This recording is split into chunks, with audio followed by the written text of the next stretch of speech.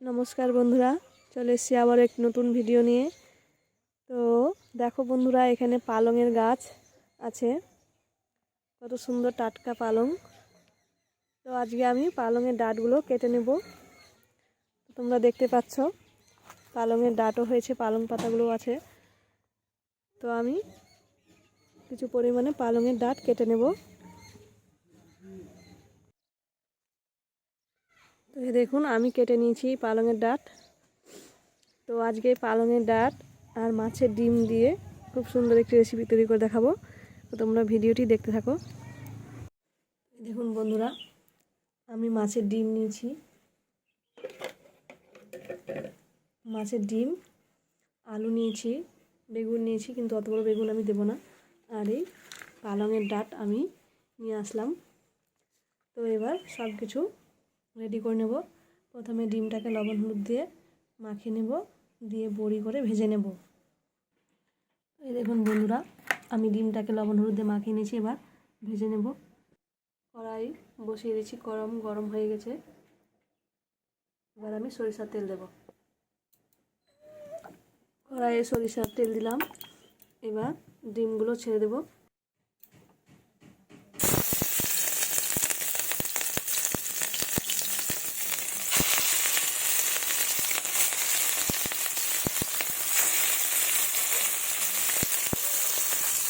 দেখুন, আমি সবগুলো দিয়ে দিয়েছি। এবার কিছুক্ষণ হয়ে গেলে পরে উল্টে দেব। তো এই দেখুন বন্ধুরা, আমার বড়িগুলো ভাজা হয়ে গেছে, এবার তুলে নেব। এই দেখুন বন্ধুরা, আমি সব সবজিগুলো কেটে নিয়েছি। পালংয়ের ডাঁট, এই যে বেগুন আর আলু, সব কিছু কেটে নিয়েছি, এবার ধুয়ে নেব। তো আমি মাছের বড়িগুলো তুলে নিয়েছি। এবার কড়াই আর একটু সরিষার তেল দেব। সরিষার তেল গরম হয়ে গেছে, এবার পেঁয়াজ কুচি দিয়ে দিব।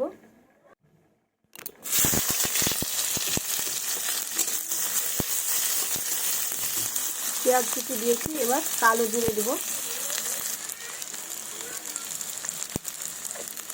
এবার ভালোভাবে একটু নেড়ে নেব।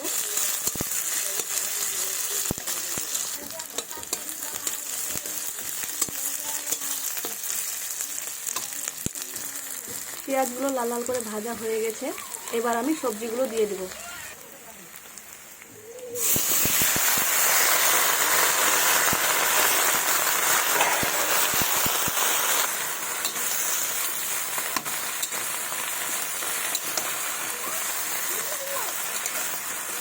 এবার পরিমাণ মতো লবণ ও হলুদ গুঁড়ো দেব।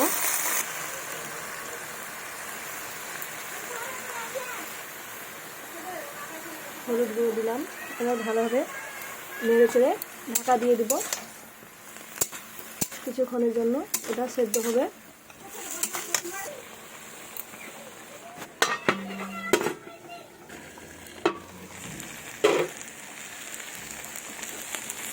এই দেখুন বন্ধুরা, সিদ্ধ প্রায় হয়ে গেছে।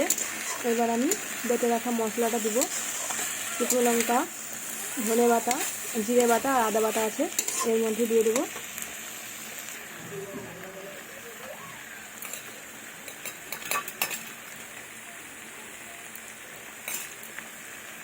মশলা দিয়ে দিয়েছি, এবার ভালোভাবে কষিয়ে নেব।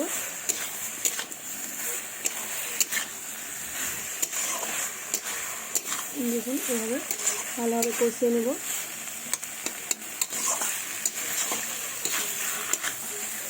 তোমরা যারা যারা আমার চ্যানেলটি এখনও সাবস্ক্রাইব করোনি, প্লিজ আমার চ্যানেলটি সাবস্ক্রাইব করো, লাইক কমেন্ট শেয়ার করো।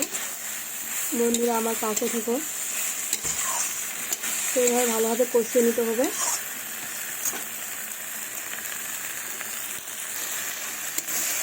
এই যে দেখুন, কষানো হয়ে গেছে প্রায়, ভালোভাবে কষিয়ে নিয়েছি, সেদ্ধ হয়ে গেছে। আর একটু জল দেবো, আগে কষানো হয়ে যাক। তো এবার আমি জল দেব। এবার আমি অল্প পরিমাণে জল দেবো। এটা মাখা মাখা হবে, মশালা একটু।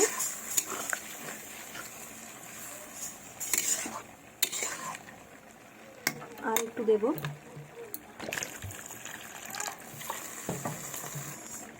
এই যে দেখুন, এটা এই যে এতটা জল আছে, কিন্তু এটা আমি শুকিয়ে নেবো, মানে ডাঁটটা সিদ্ধ হওয়ার জন্য এতটা জল দিয়েছি। তো কিছুক্ষণ হবে, ফুটবে, তারপরে আমি ভেজে রাখা বড়িগুলো দিয়ে দেবো। তো এই দেখুন বন্ধুরা, ঝোলটা আমার ফুটে গেছে।